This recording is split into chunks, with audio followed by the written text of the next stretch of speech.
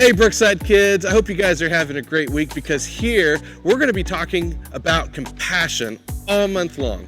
That's right, on my block and in my neighborhood, who is around us that we can show love to, that we can show compassion to? See, Jesus, when he came to earth and he died on the cross, that was the biggest show of compassion that there ever was. That's right, he loved us so much that he gave up his life for us. So how can we show that love that God has given us, that Jesus gave us, to those around us? How can we show compassion to people in our neighborhood, to our friends, and even to our family? Check out today's story on compassion, and I'll see you next time.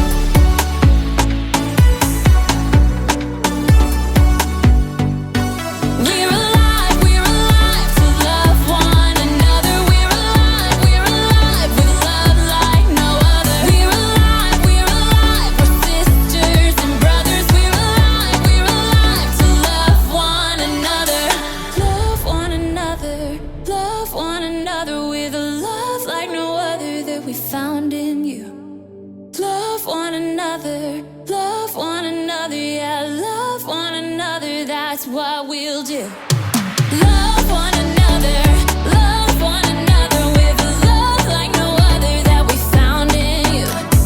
Love one another, yeah, love one another, that's what we'll do. We're alive to love one another.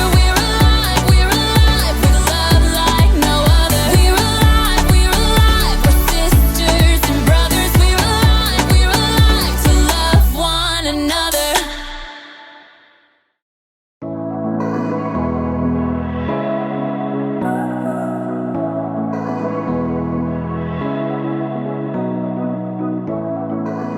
What's up, everybody? Erica here, and I am so happy to have you on my block.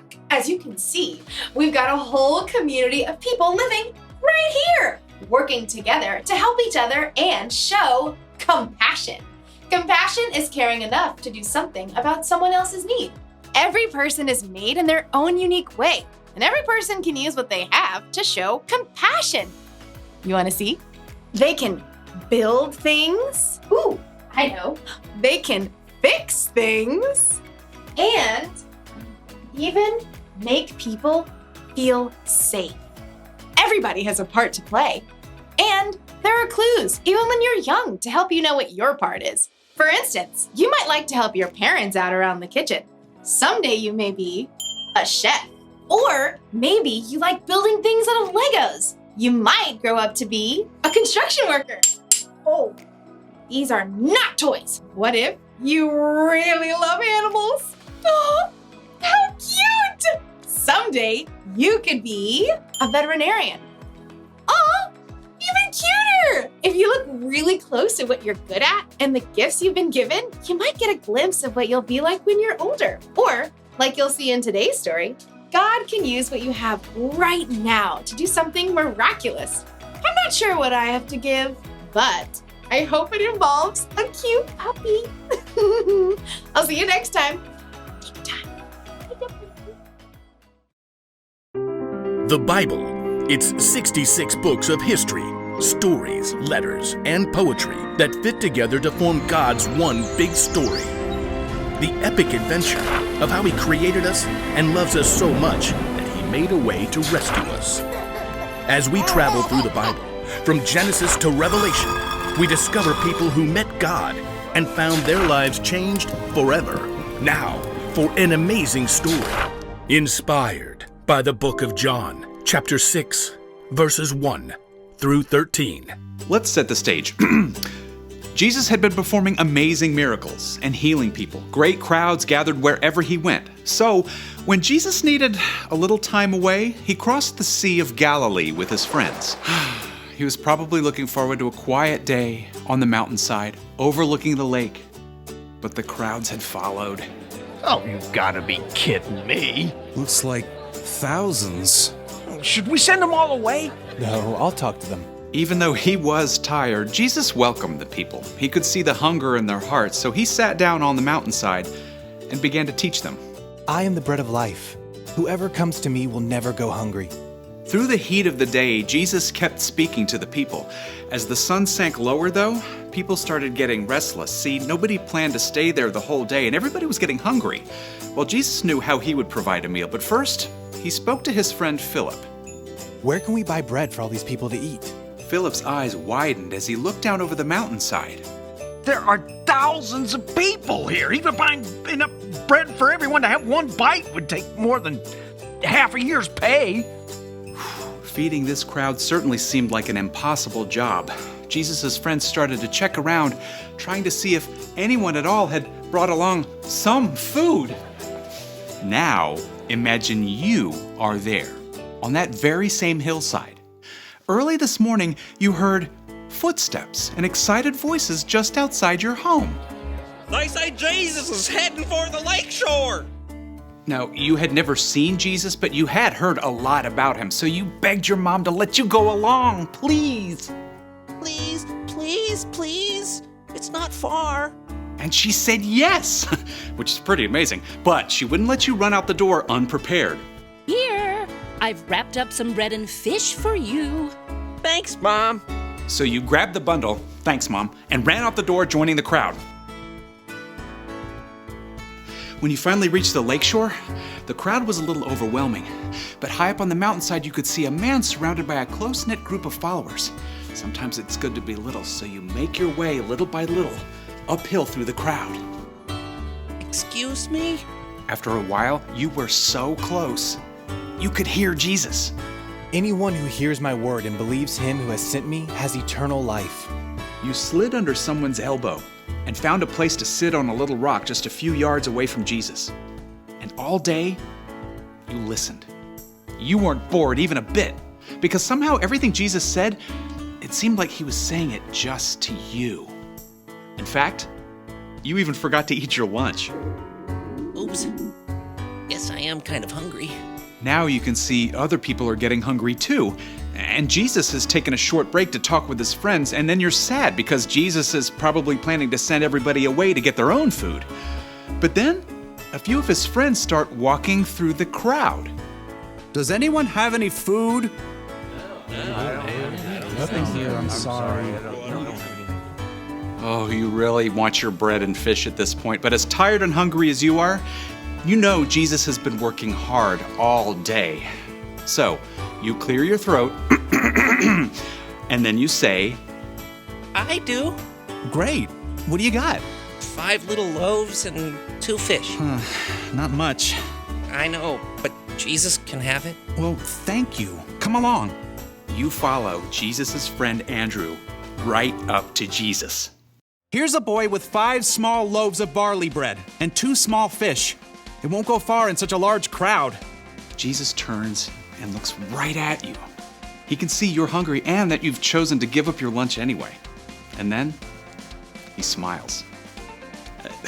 It's the best thank you you've ever gotten.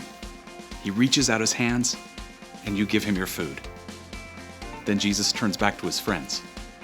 Have the people sit down. Jesus' friends exchanged surprised glances, but then they started gesturing to the crowd. All right, everyone sit down. Plenty of room. Like a slowly rolling wave from front to back, you see all the people sit down. Then, right beside you, Jesus takes your 5 small loaves of bread and 2 small fish, and he lifts them up to heaven. Father, thank you for this food you've given us. Then, Jesus takes the loaves and breaks them. He begins handing them out to his friends and to the people in the first rows on the ground. He does the same with the fish. You even get some of your own bread and fish back. Yum.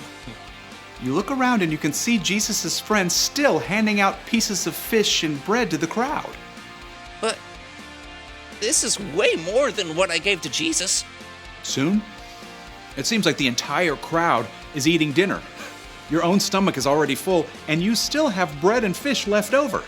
As the people around you begin to finish their meals, Jesus calls his friends again. Gather the leftover pieces. Don't waste anything. You watch in amazement as Jesus' friends go through the crowd with large baskets. And sure enough, lots of people have extra bread and fish to drop inside. When the men finally return to Jesus, they've collected 12 full baskets of leftover fish and bread. That's impossible. But you know it happened because you saw it and because you've met Jesus. Nearby, a man exclaims, This must be the prophet who's supposed to come into the world. Now, you aren't sure exactly what that means, but you are sure that Jesus deeply cares for every single person on this hillside. And you're sure that he can take your small lunch to meet every single person's need.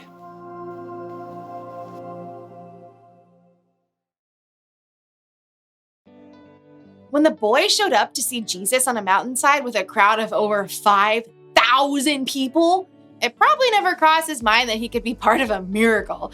All he had to offer was 5 loaves of bread and 2 fish, and God used it to feed everyone. You never know what God's going to do when you use what you have to help others. So, what do you have? Do you like to entertain people? And are you good with animals? Do you like to make things grow? Do you enjoy serving others? Everybody has something they can use to help others. Could be all you need are these, your hands. Your hands can help lift things, clean things, and repair things. Something else you have is this, your brain. You can use your brain to help solve problems or to help create something incredible. And what about these? Your ears. Sometimes to help others, all you need to do is listen. And then these, your elbows. I'm not really sure what you can use your elbows for. Oh, I got it. You can use your elbows to help a small child find their parents in a crowd. Excuse me. Nailed it. The one thing to remember today is this. Use what you have to help others. You don't have to wait until you're older. God can use even the smallest things to make a big difference. I just thought of another use for your elbows. The chicken dance. Your turn.